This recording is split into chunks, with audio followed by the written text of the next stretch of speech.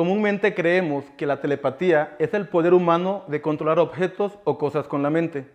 Yo prefiero llamarlo ciencia, y es que justamente es la ciencia la que nos ha permitido desarrollar un dispositivo que no solo te permite controlar objetos con la mente, sino que también te permite comunicarte. Suena loco, ¿no? Pues a lo largo de estos minutos les estaré contando cómo fue que lo logramos desarrollar. Y no ha sido un reto nada fácil, pero tampoco imposible. Soy oaxaqueño de corazón, amante de la playa, la naturaleza y un apasionado mochilero. Me encanta la tecnología, los temas de ciencia, inteligencia artificial y todas estas tecnologías emergentes de hoy en día tienen toda mi atención. Pero si podemos aplicar estos temas en cuestiones de salud o mejorar la calidad de vida de alguien, sin lugar a duda será totalmente de mi interés. Hace mucho tiempo, cuando yo vivía en Oaxaca, mi padre sufrió una enfermedad crónico-degenerativa, la cual de alguna manera le destrozó sus nervios y le generaba dolores muy fuertes.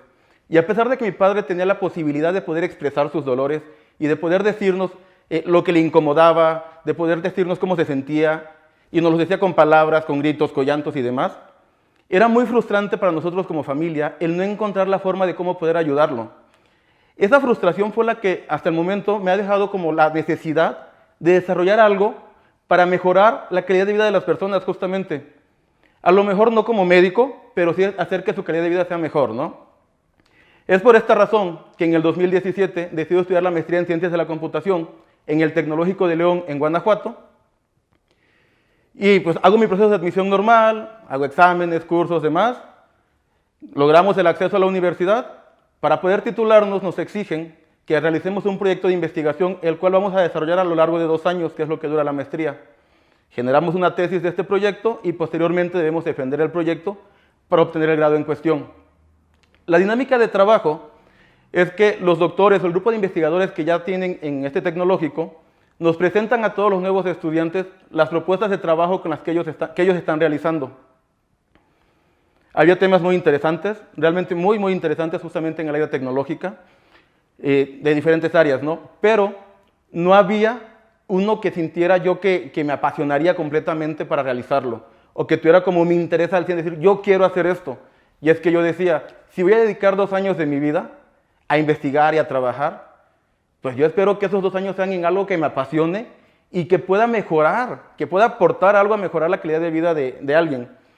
Y empiezo a platicar con los doctores y a preguntarles si yo podía proponer mi proyecto. Y obviamente me preguntan cuál era el proyecto, ¿no? O sea, ¿qué es lo que voy a hacer? Entonces divago y empiezo a pensar qué es lo que tengo que hacer, qué es lo que me gustaría hacer. Y me doy cuenta que soy una persona que habla demasiado. Y aparte soy muy expresivo, todo lo digo. Si algo no me gusta, si tengo hambre, si me duele algo, todo lo expreso. Y entonces dije, ok, mi papá podía expresarnos lo que sentía y aún así su vida fue bastante complicada. Pero ahora, ¿qué pasa con las personas que no pueden expresar sus malestares? O sea, mi papá me decía, me duele, y le dábamos masajes o le comprábamos una pastilla. Pero alguien que no puede expresar esto, tiene que soportar estas dolencias o cualquier incomodidad que tenga, sin probabilidad de que lo pudieran apoyar. Entonces se me ocurre que podemos hacer un traductor de pensamiento a texto. Y suena muy bonito, y digo, pues va, sí lo podemos hacer.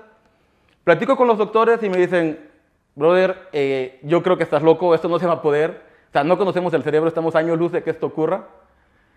Platico con la doctora Rosario Baltazar, una de las investigadoras de esta universidad. Ella trabajaba justamente con líneas de la salud, pero más en el área de confort. No sé, habitaciones inteligentes, siempre pensando en el bienestar y en el confort de los pacientes hospitalizados. Le platico mi idea, me dice que la deje pensarlo porque obviamente pues era un tema nuevo para todos ellos.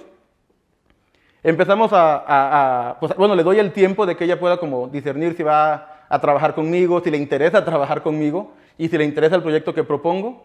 Días después me dice, ¿sabes qué, Vladimir? Pues es que tu proyecto son señales y yo creo que como matemáticos y pues, científicos podríamos a lo mejor hacer algo. Entonces, pues hay que darle, vamos a registrarlo y trabajamos en eso. ¿Qué ocurre? Que pues hago mi protocolo de investigación, reporto el proyecto, lo registramos, empezamos a hacer como la revisión de la literatura, a ver qué había, qué no había, qué se podía hacer, cómo lo podíamos solucionar.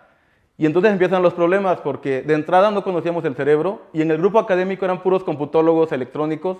Entonces pues no teníamos como esa base o ese fundamento médico que nos pudiera como orientar por dónde desarrollar las ideas o por dónde abordar el problema. Y adicional a eso, teníamos el conflicto de que Para poder obtener las señales del cerebro necesitamos una diadema de electroencefalografía, la cual tiene un costo bastante elevado y el cual no podíamos solventar. O sea, no contábamos con los recursos para solventar este costo, ¿no? Indagando y platicando con personas, científicos, neurólogos, psicólogos, nos decían así como de, está muy bonito y suena muy ambicioso, pero lo veo complicado de que lo logres porque ni siquiera nosotros que nos dedicamos al área conocemos al 100% el cerebro. Entonces yo te sugiero que mejor lo dejes por la paz. Pero dejarlo por la paz no era una opción, porque para este punto mi proyecto ya estaba registrado y solo tenía dos opciones. O desertaba de la maestría y abandonaba el proyecto y perdía la posibilidad de graduarme de una maestría y tenía que reembolsar o quedaba con una deuda de la beca que había recibido. O tenía que terminar mi proyecto a como diera lugar. Y entonces decidimos terminar el proyecto a como diera lugar. La doctora Rosario un día me dice, ¿sabes qué, Vladimir? Yo tengo un juego, no sé cómo funcione y no sé si te sirva. Pero este juego es de tal marca y lo que hace es que te conectan una diadema en la cabeza, tiene como un sensorcito y si te concentras sube una pelotita, si te desconcentras la baja y va como saltando obstáculos. ¿Quieres verla para que la revises? Le digo, pues va. O sea, no perdemos nada realmente, hay que revisarla. Me entrega la diadema, la desarmamos, empezamos a ver fabricantes y demás. Y nuestra sorpresa fue que esta diadema contaba o cuenta en su interior con un sensor de electroencefalografía, el cual es desarrollado justamente por una empresa que se dedica a esta área y que adicional a ello pues tiene como el respaldo científico, ¿no? De que sí podría ser funcional.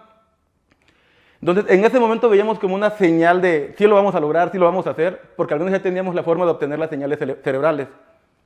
Y el otro reto es ahora, ¿dónde conectamos esta diadema? El cerebro, a pesar de su pequeño tamaño, procesa cantidades enormes de información y no tenemos una parte específica donde te diga, ¿sabes qué? Si tú conectas aquí, en esta parte del cerebro específico, aquí va a salir el habla y aquí vas a sacar tú las palabras. Tomando en cuenta que todo lo que hacemos, lo que vemos, lo que escuchamos, cualquier cosa, está generando pulsaciones en nuestro cerebro, pulsaciones eléctricas que de alguna manera se convierten en ruido. El hecho de que yo mueva una mano, de que voltee a ver, de que camine, de que esté pensando en cosas, está generando pulsaciones eléctricas en el cerebro. Entonces, seguimos investigando y decidimos colocar el sensor, el electrodo, arriba de la ceja izquierda, basados en el sistema de medición de electroencefalografía 1020, el cual nos indica que en esta parte podemos obtener señales de concentración, de meditación, nivel de qué tan dormido, qué tan despierta está la persona, y también como qué tan hiperactivo, ¿no? Qué tan alerta está tu sentido de alerta. ¿Y por qué decidimos tomar esta parte? Pues bueno, si nosotros nos concentramos mucho en una actividad, hay un mayor nivel de concentración y un mayor nivel de pulsaciones eléctricas que supusimos iba a ser más fácil de poder extraer.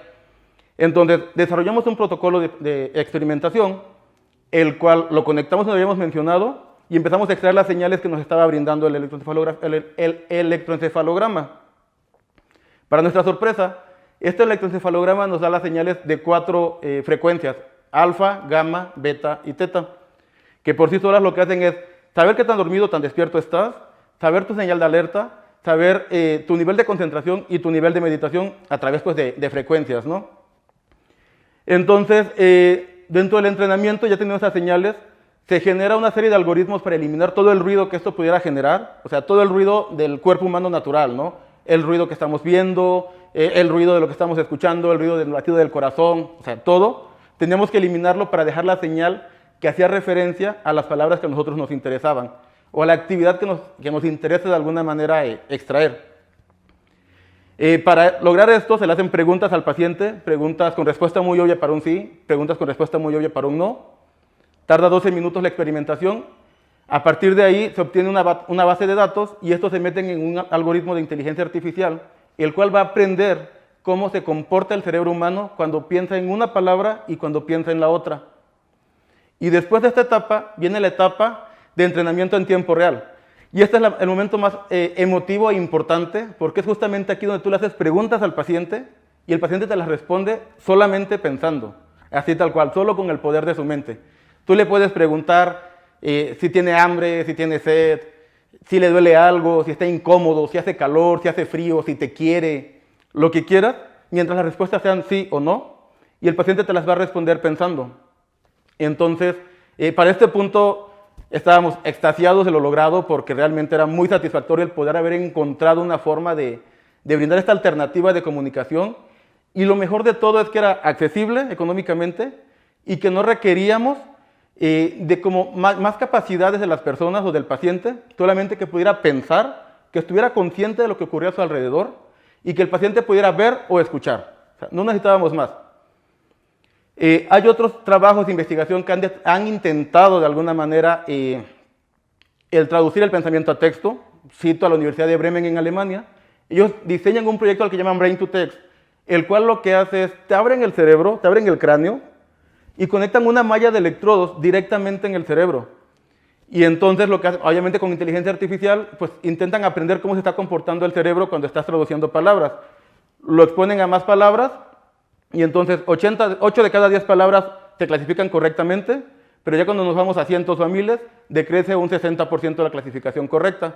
Entonces, está bien para los ambientes hospitalarios, pero es demasiado costoso, demasiado invasivo, y es que la verdad yo no me imagino a alguien por la calle con el cerebro abierto y una malla de electrodos en su interior, ¿no?